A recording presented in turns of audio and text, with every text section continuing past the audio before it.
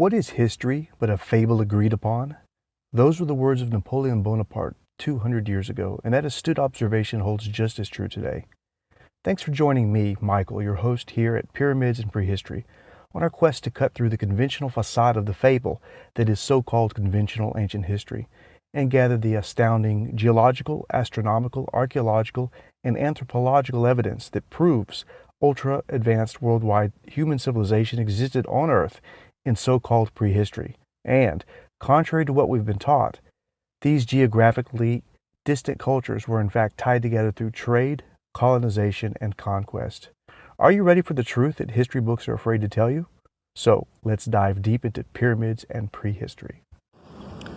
How old is civilization?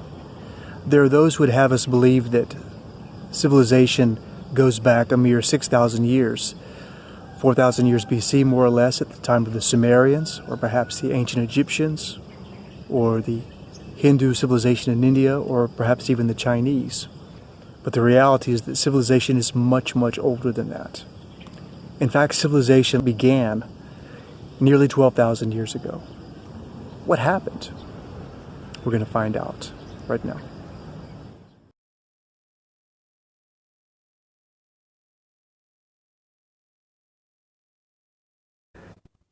As discussed at length in part 1 of this mini-series entitled 9600 BC, the Reboot of Civilization by the Watchers, what we understand as being the beginnings of civilization and megalithic construction coincides with the cataclysmic end of the Younger Dryas period, which man remembers as the Great Flood. As discovered in 1994 near Sanliurfa, Turkey, and very precisely dated to the year 9600 BC, the world's first known and largest megalithic city, Göbekli Tepe, was proven beyond doubt to have been the epicenter from which the so-called Neolithic Revolution engendered the oldest known beer brewing vats, wheat cultivation, ceramics, metal usage, smelting, terrazzo mortar floors, cosmetics, winemaking, animal husbandry, and etc. Göbekli Tepe is a UNESCO World Heritage Site since 2018. 9600 BC. The year of beginnings of civilization and megalithic construction also coincides with the cataclysmic end of the Younger Dryas period. In other words, a very clear and literal reboot of advanced civilization from the ruins of the Great Flood. The mystery being, of course, as to just how a scanty group of bedraggled hunter-gatherer survivors of the then recent extinction-level event had the know-how to create civilization literally from zero. The answer, as attested by persistent mythology of this civilization's later heirs, the Sumerians, a staggering 6,000 years later, is that the architects of Göbekli Tepe, the watchers of Cygnus, were described as being albinos with long faces. Similar legends of Iran call these shamans the Immortals, and others call them the Shining Ones, or even Anunnaki. They are also remembered as Nephilim in the book of Genesis and in the apocryphal book of Enoch, were remembered as the Anunnaki, or gods of heaven and earth, which was originally Anuni, or the sky people. In the book of Enoch, they are variously termed watchers, birdmen, fallen angels, and are described as being tall, ruddy of complexion, with white hair and piercing eyes. In any case, as explored more extensively in part 1 of this mini-series, civilization emerged from the watchers' need to mobilize those who had previously been hunter-gatherers and turn them into farmers, builders, blacksmiths, herders of livestock, and so forth. However, in the words of site discoverer and prehistoric archaeologist Klaus Schmidt, and I quote, "First came the temple, then the city," unquote. Construction of the temple designed specifically for the observation of the prominent star Deneb in the constellation of Cygnus, the swan or vulture, was the principal reason for the watchers and their people's industriousness. Göbekli Tepe's central pillars, particularly, are focused on the northern sky, especially on the star Deneb in the constellation of Cygnus, the only prominent constellation visible in northern skies between 10,000 and 9,000 BC. This bright star marks the opening of the so-called Dark Rift, which is an area of cosmic dust and debris which seems to break the Milky Way into two distinct parts.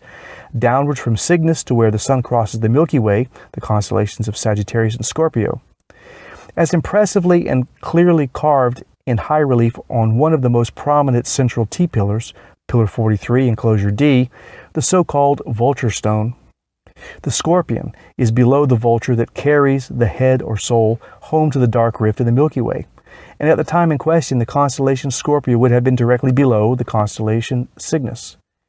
Interestingly, carved on a prominent pillar at Göbekli Tepe is a ball with a crescent underneath it, a version of this appearing some 6,000 years later in Sumerian temple carvings. This ball and crescent is thought by some prehistory archaeologists to be a stylized representation of a comet or asteroid entering the Earth's atmosphere, as it would indeed appear as such to witnesses. This comet would be an allusion to the previous gigantic comet strike which ended the Younger Dryas period in 9600 BC, causing the extinction level event of the Great Flood, and therefore caused the need for a civilization reboot at Göbekli Tepe. Click here for the YouTube or podcast episode dedicated to that event. Also found at the site were bone plaques that show the two prominent T-pillars that form Göbekli Tepe's gateway, with a rather long-faced and large-eyed watcher standing at the portal. Above the gateway depicted is a notch and three-dot indentations or peck marks, which writer-archaeologist Andrew Collins and his associate chartered engineer Rodney Hale have found to match the position of the Cygnus constellations at about 9,000 years ago, when the bone plaque was carved. This is from the Cygnus Mystery by Andrew Brian Collins. Link here. On the donut-like O-siding stone that was between the twin T-pillars, the worshipper or initiate could observe the star Deneb at the limit of the Dark Rift, considered by ancient Egyptians and others to be the birthplace of the Sol, the brightest star Deneb, seemingly emerging from the cosmic womb, the Dark Rift in our Milky Way. In other words, the Sol's place of both origin and return. Furthermore, the Egyptians, whose civilization came thousands of years later, portrayed the sky goddess Nut as being bent over to encompass the Milky Way, and her womb or vulva is placed precisely at the star Deneb. Indeed, it is precisely from the star Deneb, at the edge of our galaxy's nearest black hole, Cygnus X1, that the original Watchers and Anunnaki sky people are said to have come. The central pillars of Göbekli Tepe that point to the star Deneb in the Dark Rift indicate that Deneb is the gateway to and from the sky world. This belief has filtered down from there to eastern Turkey and indeed been absorbed into various ethno-religious groups that existed nearby until fairly recent times. Göbekli Tepe overlooks the Harran Plain, and the ancient city of Harran, with its later monolithic Deneb-siting pillars, was home to the Sabians, who, even in Christian times, were staunchly pagan star worshippers that venerated the north as the source of the primal cause, the place of creation, life, and death. This is celebrated each year with a festival called the Mystery of the North by various peoples in southeast Turkey until this day. So, exactly what meaning does this apparent symbolism really contain? Is it merely a superstition which originated from a vulture cult at the beginning of a civilization's reboot, or is there a hidden message therein, intended to echo across the ages that mankind can finally begin to truly comprehend nearly 12,000 years later? We're about to find out. But first, I'd really like to know what you think about what variations of a sacred or majestic large-winged bird, vulture or otherwise, have been maintained in countless cultures from Neolithic man until our very day, in imagery, folk tales, or nursery rhymes, one associated with either delivering the soul from heaven or taking it back home there. Can you think of any? What do you think? Please comment below. I'd love to hear from you. And while you're here, if you're getting some value from this content so far, take the chance and go ahead and like and subscribe. Click that like button and also ring the bell so you'll be the first to know when we have new content. Thanks. In the neighboring country of Armenia, some 100 miles from Göbekli Tepe, there's a huge megalithic complex known as Karahunj, dated to 5500 BC and preceding Western and Northern European megaliths by thousands of years. Thousands of standing stones are arranged in a huge pattern of stone circles and rows. 84 of them have holes bored in them, which were sighted towards the sun, moon, and stars, the predominant star sighted being, again, Deneb in Cygnus constellation. At Karahunj, the shape of the stone patterns from a bird's eye view reproduces that of the constellation Cygnus. Tellingly, a variant name of Karahunj is the place of the vulture. In the Near East, the Cygnus constellation is also known as the falling vulture, due to the constellation's shape and because as it transits the northern sky, it falls, and the three brighter points seem to hang low in the sky before it rises again in later transit. Indeed, shamans at Göbekli Tepe and elsewhere are known to have used vulture feathers and feathered cloaks in their sky burial rituals, as these have been discovered in the region. Among Neolithic cultures of the Northern Hemisphere, Cygnus is remembered almost universally as the gateway to the sky world, and the cult of Cygnus has spread throughout Turkey, to the Caucasus Mountains, and onward to Eastern Europe.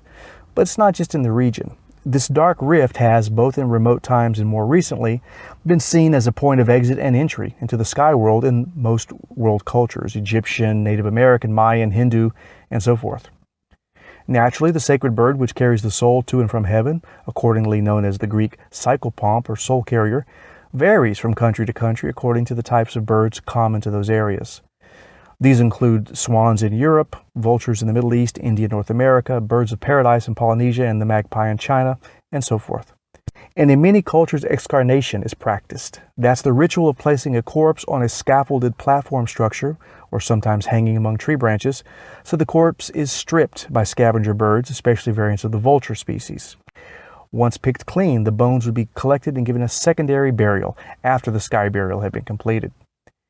Besides being used in Neolithic cultures and later in Zoroastrian rites in Iran and India, sky burials were, until fairly recently, performed among the Caucasus peoples such as Armenians, Georgians, Abkhazians, and the Adigs. Among the Native Americans, the Sioux and Lakota tribes often performed sky burials through the early 20th century. Likewise, the Sac and Fox nations of the Midwestern United States. Similarly, various Aboriginal tribes of Northern Australia had excarnation sky burial rituals. The practice of sky burial continues up through modern times in many diverse cultures, especially Tibet, Bhutan, Mongolia, the Qinghai and Sichuan regions of China, and the Sikkim and Zanskar regions of India. This sky burial, done by vultures or similar winged carrion eaters, represents, in a spiritual sense, escorting the soul home, as is illustrated in 6500 BC Neolithic art at Çatalhöyük, Turkey, wherein vultures in one hand denude the headless corpse and on the other carry the skull, or residence of the soul, to its origin, the constellation Cygnus, called the vulture in ancient Armenian and Euphrates cultures, and the swan among European cultures, and its nearby black hole, Cygnus X1, said to lead to the origin place of the species of man. For this reason, the vulture is so prominent on carvings at Göbekli Tepe and later monolithic structures such as Diwali Chori in southeast Turkey and elsewhere in Armenia. In the preceding portion of this program, we've learned how the mysterious watchers of Cygnus mobilized hunter-gatherer survivors of the Great Deluge and gave them civilization as we know it today, in exchange for their manpower in building the world's first and largest monolithic center. We've seen how these monolithic sighting stones were eventually duplicated and rearranged to view the progression of Earth's solar system through the Milky Way, and the entire complex finally decommissioned once even the later fashioned stones no longer served to sight the all-important star Deneb in the Cygnus constellation. And then the sites and their cultural centers were recreated elsewhere nearby, and so on for 5,000 years. We've also been privy to the secret lore of how the cult of the Watchers, vulture shamans, and their worship of the then pole northern star of Deneb continued with the Sabians in Turkey and Armenia, and in the worldwide practice of sky burials, in which vultures or similar carrion eaters clean the body and symbolically take the soul home to its place of origin, the all-important star Deneb at the mysterious cosmic womb, the dark rift that splits the Milky Way in two. But what we haven't seen yet is the stupendous revelation of exactly what is located at, and indeed emerging from, the so-called cosmic womb of our galaxy. Just what secrets does the worldwide traditional origin place of the soul have to reveal to us? The answer will we come back after this short break. As Andrew Collins relates in his seminal book, The Cygnus Mystery, a British anthropologist, Denise Montgomery, who had lived in Africa for many years while examining the remains of the first anatomically modern humans there, dating from circa 200,000 BC, became intrigued as to the various and sudden jumps in evolution from that distant point in time from 70,000 BC until about 14,000 BC. These jumps in evolutionary intelligence in Africa range from the fashioning of barbed bone fishhooks among the Congo lake tribes to even more sophisticated artistic expression in Biombos, which is coastal South Africa, cave art, plus pierced and strung snail shell beads and so forth. As would later be ascertained, the date of this hitherto unknown artistic and intellectual advancement coincides with the first bombardment of cosmic rays from Cygnus X1, about 70,000 BC. but at the time Montgomery was unable to connect these jumps with any discernible cause, although the advances themselves were as abrupt as they were undeniable. As long ago as 1973, astronomer Carl Sagan wrote in The Cosmic Connection that human evolution was the result of incoming cosmic rays from some distant neutron star. This was based on Sagan's vast knowledge of astronomy, compounded with the fact that as far back as the 1920s, American geneticist H.J. Muller discovered that radiation was a mutagen and opined that high-energy cosmic rays might cause changes in human DNA. Years later, both he and Carl Sagan were proven to be correct. As prehistory archaeologist, writer, and explorer Andrew Collins expounds in The Cygnus Mystery from 2006, the cosmic rays from a binary star known as Cygnus X3 helped accelerate human evolution over 20,000 years ago. This was confirmed at the TAG, Theoretical Archaeological Group, conference in December 2005, when a think tank at the University of Arizona led by Dr. Aidan Meinl published its convictions that powerful jets of cosmic rays emanating from a binary system known as the Cygnus X3 star rapidly accelerated human evolution over 3 distinct periods: 60,000 to 70,000 years ago, again from 35,000 to 40,000 years ago, and most recently from 17,000 years ago and ending about 14,000 years ago, a few thousand years before the Great Deluge at the end of the Younger Dryas period, which was 9,600 BC. Dr. Meinl's group was able to date these peaks of genetic interference by the Cygnus 3 source with relative precision, as they are indicated by ice core samples revealing the residue of cosmic radiation bombarding beryllium-10 or 10Be measured in isotopes in the Greenland and Antarctic ice cores. Dr. Meinl's research group showed how these cosmic rays caused germline mutations in both animal and human life between 40,000 to 35,000 years ago. Indeed, only upon the second wave of cosmic ray bombardment, about 40,000 BC, do we see the entrance of Homo sapiens for the first time into Europe, where he was soon to supplant his Neanderthal forebears. This began the golden age of impressive cave art, as found in thousands of caves throughout Europe, and, in general, represented the trappings of a real society. Religious worship of Cygnus detailed funerary rites, especially excarnation of the corpses by vultures, and detailed an artistic carving of human, animal, and bird effigies in bone and stone, especially the painted torso and legs of the voluptuous Venuses of the age. A well-known later example of prehistoric art depicting Cygnus worship from about 15,000 BC in the Lascaux caves of southern France depicts Cygnus as a bird on a pole, the pole star Deneb, and a birdman shaman falling into a trance, likely resulting from hallucinogens ingested in order to better see the cosmic rays better in the dark recesses of the cave.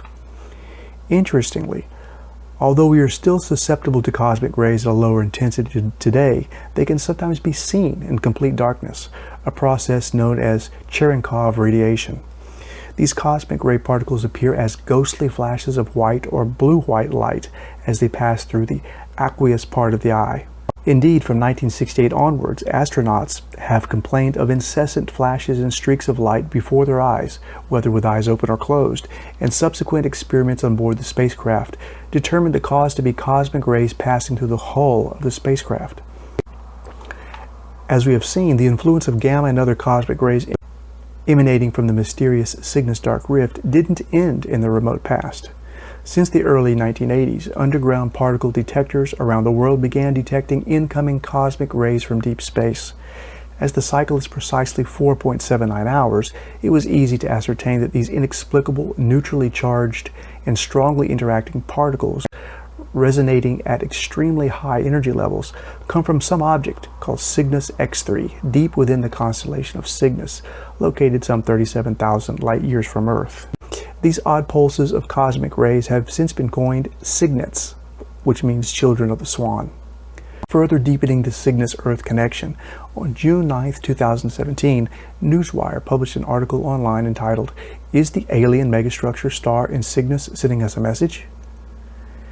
Discussed therein is the research illustrating that light data coming from so-called weird star KIC 846282, commonly called Tabby's star after its founder astronomer Tabitha Boyajian, contains numeric patterns based on multiples of the prime number 11 that seem to be intent on communicating with the inhabitants of Earth. The star is 1,480 light years away in the constellation of Cygnus.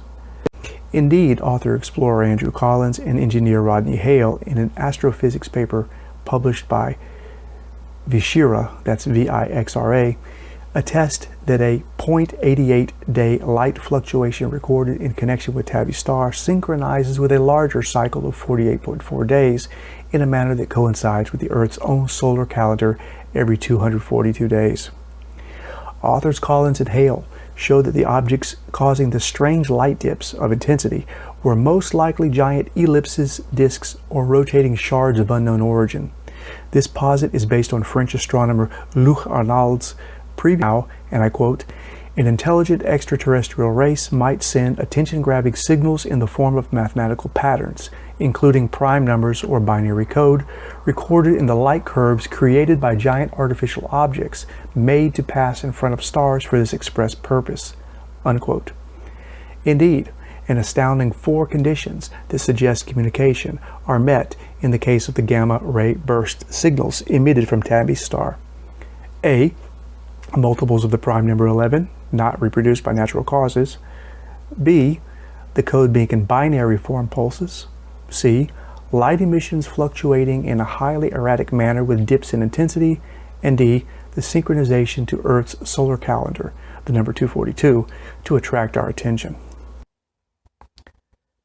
Astronomers' telescopic observation proves this cannot be attributed to mere space debris such as cosmic dust or an asteroid belt, but rather is clearly an artificial object as large as the planet Jupiter, so manipulated in order to block or reveal gamma-ray pulses coming from Cygnus X1, and thus beam binary code based on the number 11, and in sync with our own calendar, directly to Earth. A message from precisely the place where every original religion on planet Earth says we were seeded from, the Dark Rift of Cygnus. In this episode of Pyramids and Prehistory, we've discovered the fascinating origin of our civilization, one apparently emanating from mysterious sky people, the Watchers of Cygnus, 9,600 years ago, and carried on through the agriculture, building, skills, mathematics, and general knowledge we've retained from them even after all these millennia. We've seen the constant reminder of that origin, the star Deneb in the constellation Cygnus, ingrained in the seed of every single worldwide culture's first religions. We've learned in the last 50 years how we continue to be influenced by very measurable and sometimes even humanly visible cosmic rays, as well as how intense bombarding of those rays in precise durations of 2,000 years each has coincided with mutations in animals as well as physical and intellectual evolution in man, so explaining the sudden appearance of Homo sapiens to supplant the older version of the prototype we call Neanderthal. And as recently as 2018, we've been presented with a staggering fact that what can only be attributed to intelligent life is sending us binary signals based on multiples of the prime number 11, and that have relation to Earth solar cycles. From the very place Earth's first post-flood civilization tells us we were seeded from, the mysterious Dark Rift of Cygnus. It seems that 12,600 years of civilization has brought us full circle again to face our original benefactors, the sky people of Cygnus. Besides the sources I cited, specifically I'd like to make it clear I researched quite a few sources to be able to share this incredible story of how a few bedraggled survivors were able to literally reboot the advanced civilization which had perished shortly before. Besides the many resources I found on the Discovery Channel, the History Channel, Wikipedia, and various online sources, also cited here are details culled from extraordinary lectures, interviews by various renowned authors and explorers, especially Klaus Schmidt, Graham Hancock, and Andrew Collins, as well as books and published papers by Mr. Collins, perhaps the top expert on the topic of the Watchers of Cygnus. Links to their excellent channels or sites can be found in the description section. Thank you, gentlemen, for your vast knowledge and inspiration. This is Michael from Pyramids and Prehistory. I hope to see you for the next chapter in unveiling the fascinating hidden world of prehistory. Until then, I wish you peace, health, and illumination on your path.